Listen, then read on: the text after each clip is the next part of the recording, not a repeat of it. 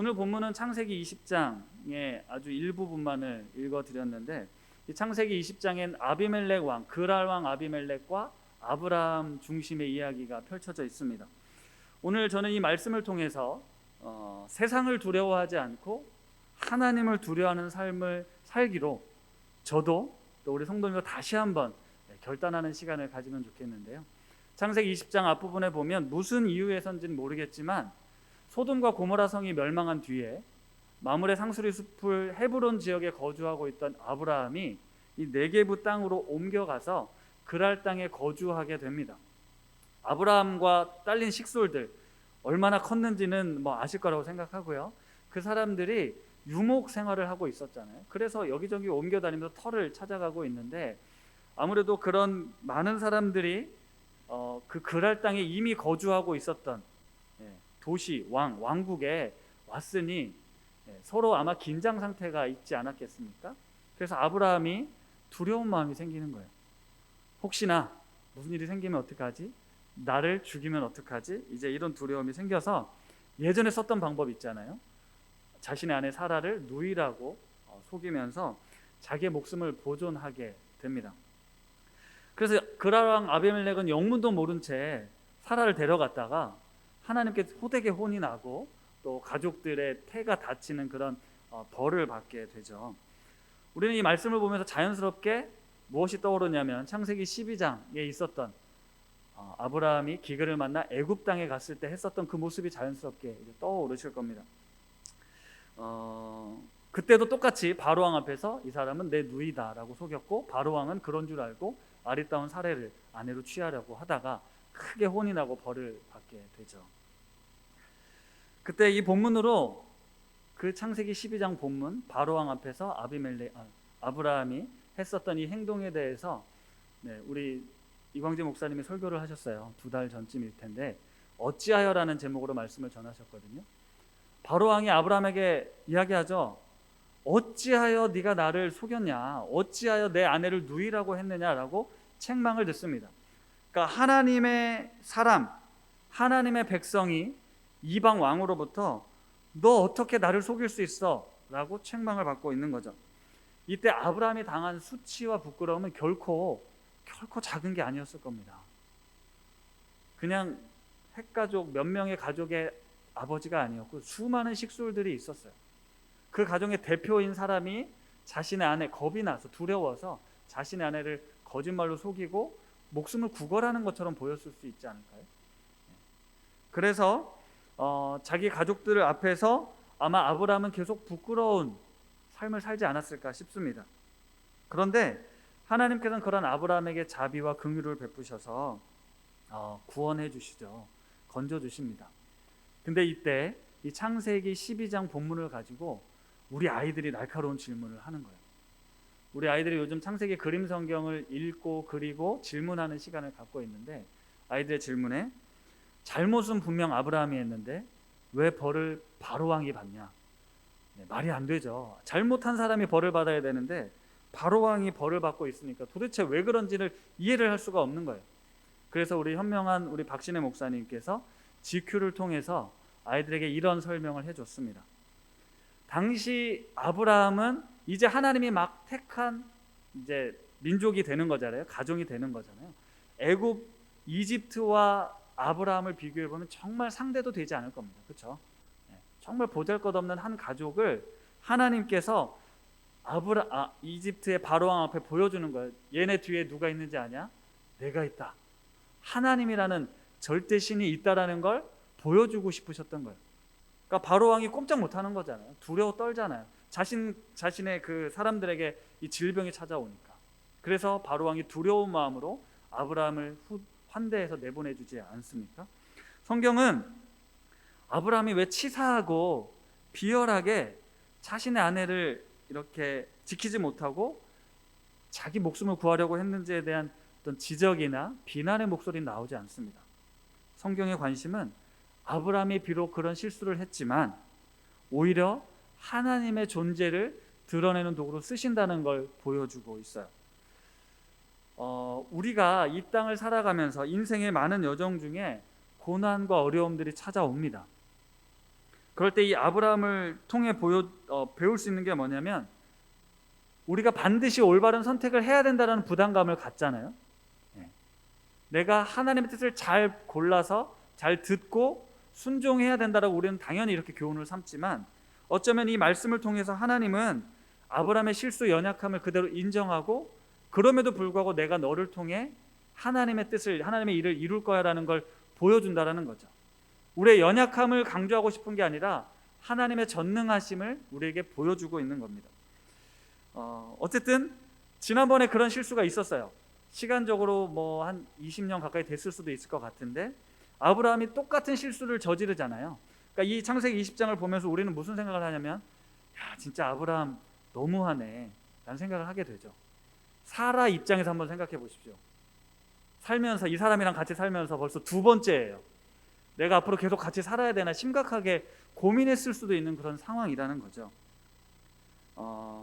분명히 아브라함이 그때와 지금은 신앙적 성장도 분명히 있었을 겁니다. 많은 사건들이 있었잖아요.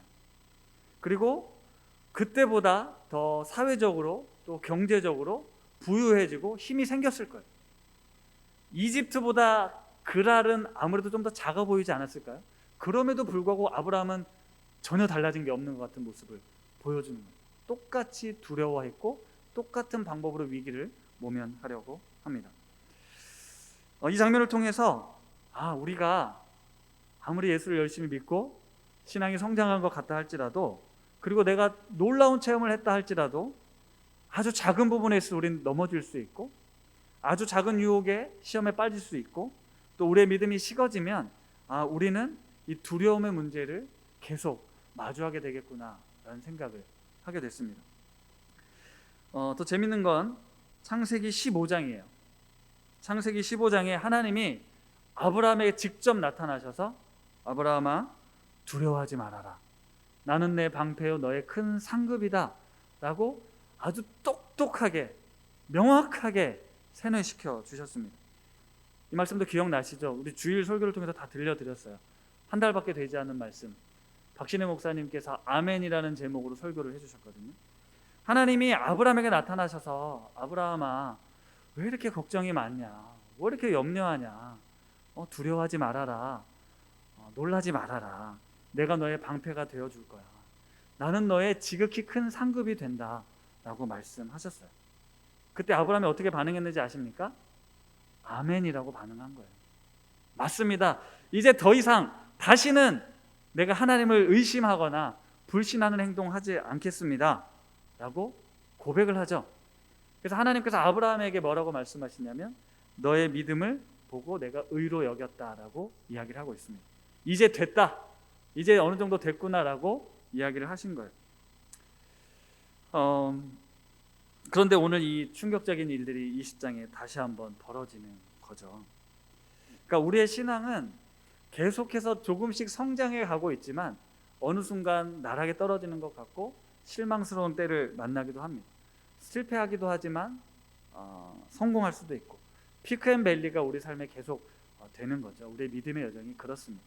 따라서 무언가 성공하지 못했다고, 내가 좀 실수했다고 전혀 위축되거나 주눅들 필요 없습니다. 다시 돌이켜 하나님께로 나아가는 게 우리가 신앙인으로 가져야 될 태도라는 거죠. 그렇다면 하나님께서는 왜 이 창세기 20장의 이 이야기를 굳이 기록하지 않아도 될, 보세요, 특별한 내용이 없어요. 지난번 사건하고 크게 다르지 않거든요. 특별한 내용이 없는데 왜 이 사건을 반복해서 기록해 놓았을까? 그것은 첫 번째로 우리가 얼마나 연약한 존재인 걸 아주 잘 보여주는 장면이라는 거예요.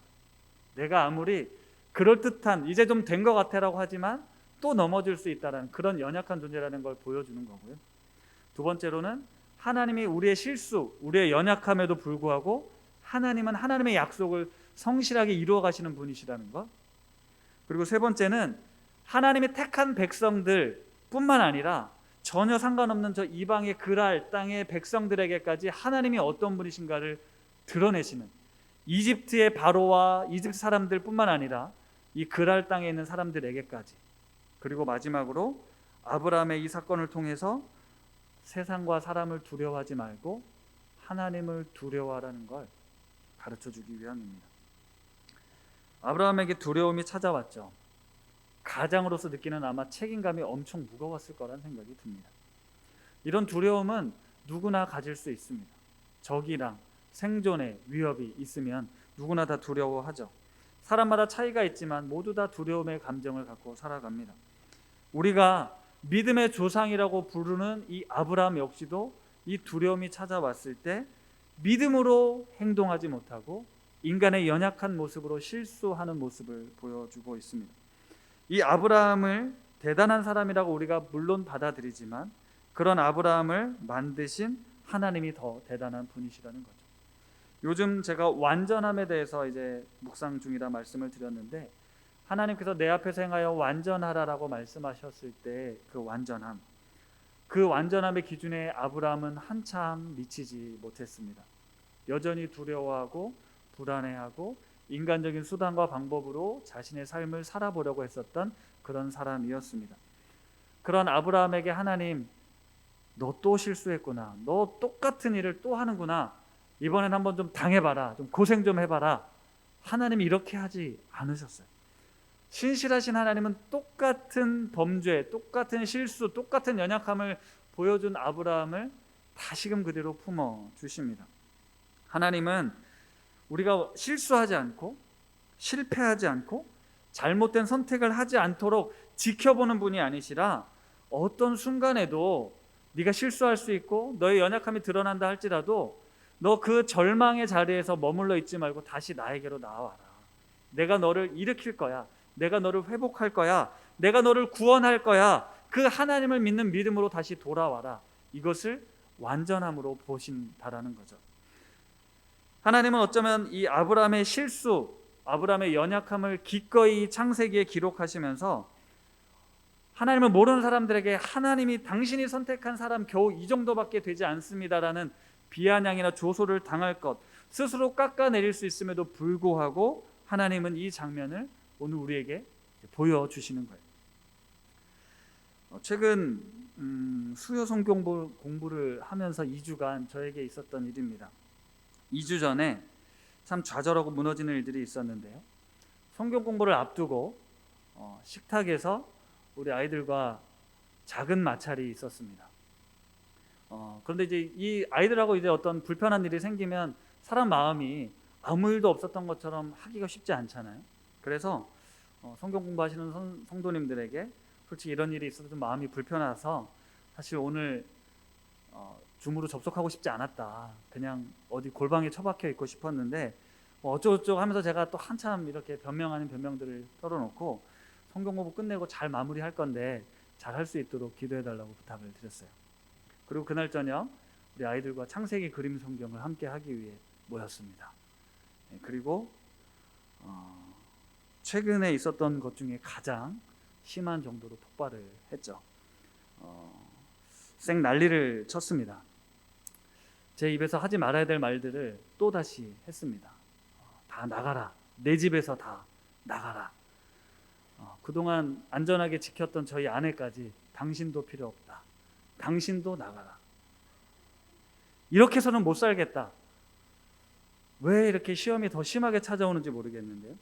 전까지 분명 마음을 잘 지키려고 다짐을 했는데 그런 말들을 내뱉고 나니까 얼마나 절망스럽겠습니까? 내가 무슨 목회를 한다고 5명, 6식구도 건사를 못하는 사람이 어떻게 이런 많은 사람들을 건사하겠다고 제 자신에 대한 너무 실망이 컸죠. 그렇게 어찌어찌 또 한 주가 지났습니다. 지난 이번 주 수요일이죠. 이번 주 수요일은 마침 말과 관련된 본문이었어요.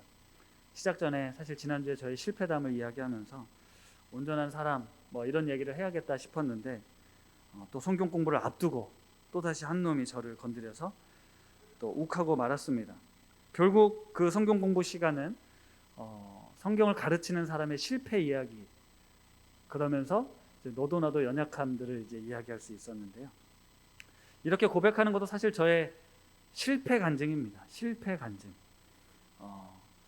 한편으론 제가 너무 부족한 이야기, 실패한 이야기, 잘못한 이야기만 강단에서 하는 게 아닌가. 저도 사실 괜찮은 부분이 있고 또 잘하는 때도 있고 은혜가 넘치는 일들도 하는데 그런 것들보다 주로 이렇게 실패담을 자주 이야기하는데요. 그러다 보면 성도님들이 실망할 수 있으니까 적절하게 균형을 찾아야 되는데, 아무리 생각해도 저의 실패를 통해서 저 자신에 대한 기대를 좀 낮추고 우리 성도님들이 어떤 그리스도인으로 삶을 살아갈 때 우리가 어떤 존재인가를 기본적으로 아는 것이 너무 중요하다고 생각이 됩니다. 이게 우리의 본질이고 본성입니다.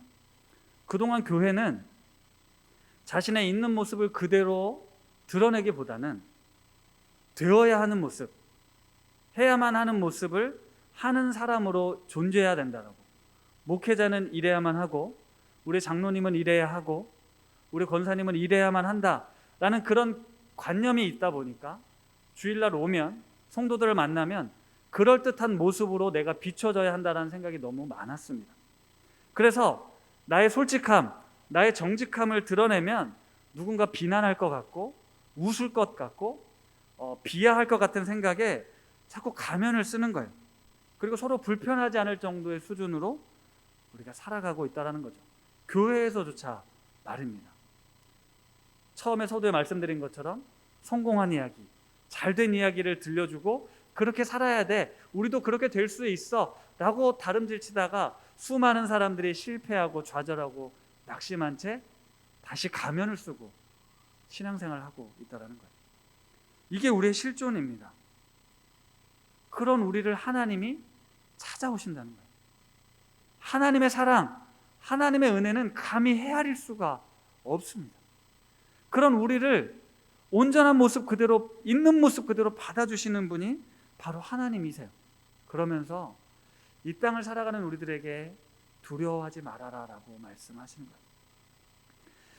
오늘 아브라함이 아비멜렉 왕에서 이렇게 이야기합니다. 당신들, 이곳에 사는 사람들은 하나님을 모르니까, 하나님을 두려워하지 않으니까 내 아내 때문에 내가 죽을지도 모른다는 생각이 들었습니다. 하나님을 백으로 두고 있는 사람이, 그리고 수년간 믿음으로 훈련받았던 아브라함이 하나님을 알지 못하는 이방 땅에 가면서 그 찾아온 두려움과 공포를 이기지 못하고 다시 인간적인 방법으로, 인간적인 노력으로 그 문제를 해결하려고 했던 거예요. 그랬더니 오히려 하나님이 하나님을 두려워하지 않는 이 사람들이라고 이야기했는데 하나님이 친히 나타나셔서 아비멜렉과 그 사람들에게 하나님이 어떤 분이신가를 직접 드러내신 거예요.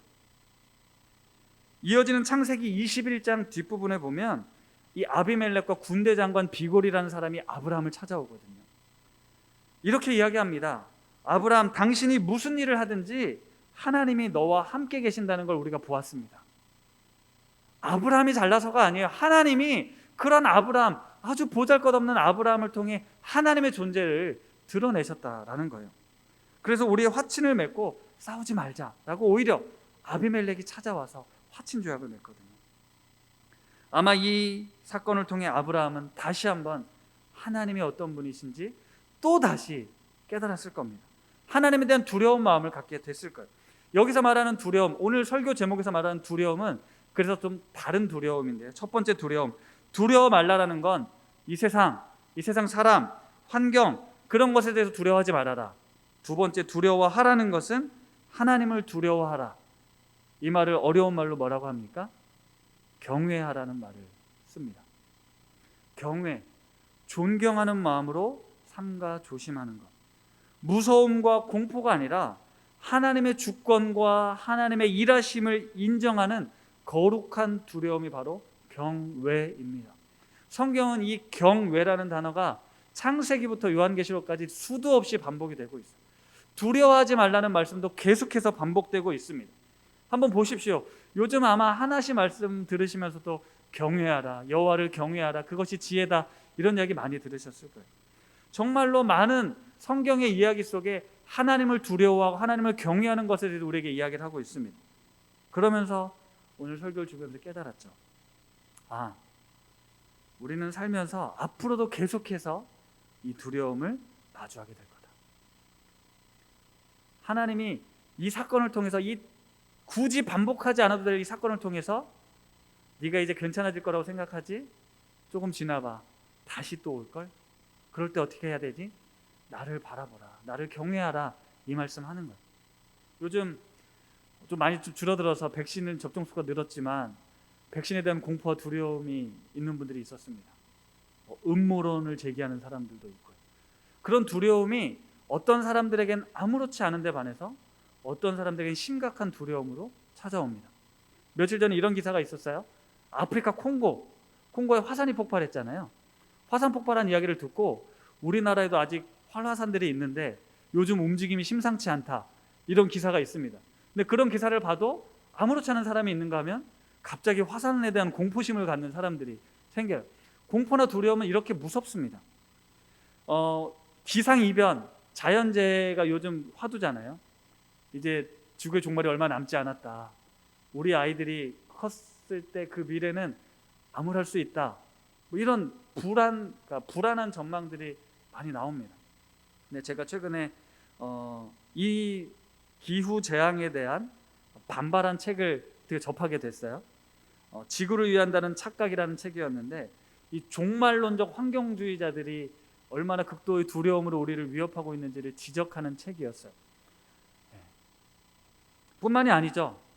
지금 우리의 현실, 이 나라의 현실, 경제적인 부분, 정치적인 부분들, 두려움이 있습니다. 큰 문제들이 있을 수도 있고요. 아주 사소한 문제들일 수도 있는데 우리가 어떤 것인지 모르겠지만 우리 나름의 두려움에 사로잡힌 부분들이 있습니다. 두려움에 지배당하는 것들이 분명히 있다라는 거죠. 근데 그 두려움을 극복하기 위해서 우리가 인간적인 수단과 방법을 동원해 보지만 그건 그렇게 의미가 없다라는 거죠. 하나님을 믿는 게 그런 두려움의 문제를 해결하기 위함입니까? 내가 하나님을 열심히 믿으면 내가 걱정하고 두려워하는 문제들의 해답을 찾을 수 있으니까 하나님을 믿으시나요? 그렇지 않습니다. 이 세상에 두려운 문제들은 계속 될 거예요. 어떤 식으로는 계속 됩니다. 하지만 그 두려움을 넘어설 수 있는 이유, 두려움을 넘어설 수 있는 원인, 근본, 그건 바로 하나님이라는 거죠. 하나님을 두려워하는 사람은 세상의 그 두려운 것들에 위축되지 않습니다. 왜냐하면 하나님이 우리의 생명의 주인이시고 하나님이 지금 이 세상을 다스리고 통치하고 있다는 사실을 믿기 때문에 그분 앞에 경외함으로 살아가게 되는 거예요. 하나님을 경외한다는 것, 그것은 하나님이 정말 계시다는 걸 믿는 거고요. 하나님을 믿는다는 건 어떤 추상적인 관념이 아니라 나와 밀접한 관계를 맺고 있다는, 인격적인 관계를 맺고 있다는 것. 하나님이 나와 함께 하시고 내 앞에 계시고 내 뒤에 계시고 내 옆에서 함께 하고 있다는 사실 때문에 내가 두려움을 극복하고 이겨낼 수 있다는 거죠. 왜요? 하나님이 나의 방패가 되시고 나의 상급이 되시는 분이시기 때문에 그렇습니다. 여호와를 경외하는 것이 지혜의 근본이다 라는 말씀, 요즘 잠언 말씀을 통해서 계속 들려주고 있는데요. 그 중에 몇 구절을 한번 제가 찾아봤습니다. 제가 읽어드릴게요. 주님을 경외하면 강한 믿음이 생기고 그 자식들에게도 피난처가 생긴다. 주님을 경외하는 것이 생명의 셈이니 죽음의 그물에서 벗어나게 한다. 아멘. 재산이 적어도 주님을 경외하며 사는 것이 재산이 많아서 다투며 사는 것보다 낫다. 아멘. 주님을 경외하라는 것은 지혜가 주는 훈계이다. 겸손하면 영광이 따른다. 아멘입니다. 우리가 이 말씀을 아멘으로 고백하지만 실제로 우리의 삶의 현실과 문제 앞에서 여호와를 경외하기보단 여전히 우리는 물질 앞에서, 건강 앞에서, 관계 앞에서 두려움에 살아간다는 거죠. 그 두려움이 당연합니다. 그렇기에 그 두려움을 극복하고 이겨낼 수 있는 방법은 하나님을 바라보는 것, 하나님을 두려워하는 것입니다. 주님을 경외하면 이런 복이 있을 거라고 잠언은 계속 강조하죠. 질병이 찾아오고 어려움이 생겨서 이러한 피할 수 없는 문제들이 계속될 때마다 내가 하나님을 경외하는 그런 삶, 그런 삶을 살아야 한다는 것입니다.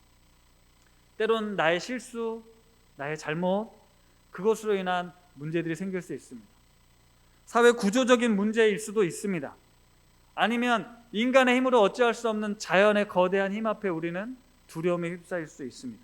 그러나 그 속에서도 그것보다 크시고 그것보다 능력이 많으시고 그것보다 전능하신 하나님, 그 하나님이 나의 방패요 나의 상급이 되셔서 나를 지키신다는 사실, 그분은 나를 떠나지 않고 버리지 않으신다는 사실, 우리는 영원토록 변함없이 신실하신 우리 주 하나님, 그 하나님만을 두려워하고 경외하며 살아야 합니다.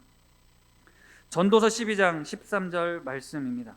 전도서의 결론과도 같은 이 말씀 같이 한번 한 목소리로 읽어보겠습니다. 시작. 일의 결국을 다 들었으니 하나님을 경외하고 그의 명령들을 지킬지어다. 이것이 모든 사람의 본분이니라. 아멘. 전도서 기자가 이 세상의 수많은 일들 허무하더라. 정작 가장 중요한 것은 무엇이냐? 하나님을 경외하며 지금 우리의 이 허무하다라고 느껴지는 삶을 여호와를 경외하는 마음으로 사는 것이다 라고 들려주고 있습니다. 이것이 사람의 본분이다라고 말이죠. 모든 것의 주권자이신 하나님을 두려워하고 그 말씀에 순종하는 삶을 살라는 이 전도서의 말씀을 다시 한번 마음에 새기십시오. 말씀을 마무리하겠습니다. 성경은 위대한 믿음의 사람들, 그들의 성공 스토리를만을 기록한 책이 아닙니다. 성경은 하나님께서 어떻게 이 세상을 창조하고 다스리시는지, 그리고 어떻게 구원을 이루어 가시는지, 연약한 인간에게 하나님의 형상대로 창조한 인간을 통해 하나님의 뜻, 하나님의 나라를 이루어 가시는 것, 우리의 연약함과 실수에도 불구하고 그 구원의 역사를 이루어가고 있다는 것을 너무나도 명확하게 보여주고 있습니다. 인간의 실패, 하지만 하나님이 친히 인간이 되셔서 예수 그리스도를 통해 완전한 승리를 이루신다는 사실을 말씀을 통해 우리에게 들려주고 있기에 우리는 그것을 믿음으로 말미암아 오늘의 주어진 현실에 넘어지고 실패하고 두려움이 몰려온다 할지라도 더 크고 두려우신 하나님을 바라보고 승리할 수 있게 되는 것입니다. 우리가 두려움 앞에 실수하고 잘못된 선택할 수도 있고 때로는 하나님을 찾지 않을 수도 있겠지만, 그런 좌절과 아픔의 순간에 다시금 하나님께로 돌아오십시오. 우리가 도대체 언제쯤 하나님 앞에 믿음으로 당당하게 설 수 있을지 잘 모르겠습니다. 하지만 하나님은 반드시 그 약속을 지키시는 분입니다. 우리를 반드시 승리의 자리로 세우실 것입니다. 하나님께는 그럴 만한 충분한 능력이 있고 하나님이 약속하셨기에 반드시 그 약속을 이루실 것입니다. 이방 나라 왕에게 나타나셔서 그들을 꾸짖고 그들을 두려워 떨게 만드신 분이 바로 우리 하나님이십니다. 우리 그 하나님에 대한 온전한 신뢰와 믿음, 그 경외감을 가지고 하나님 앞에 엎드려 날마다 두려운 마음으로, 하나님을 두려워하는 마음으로 세상 앞에 당당히 맞서 싸우는 우리 높은 뜻 오신 가족들 되기를 축복합니다. 우리 함께 이 찬양 같이 고백하고 싶은데요, 아무것도 두려워 말라라는 찬양 우리 함께 고백하도록 하겠습니다.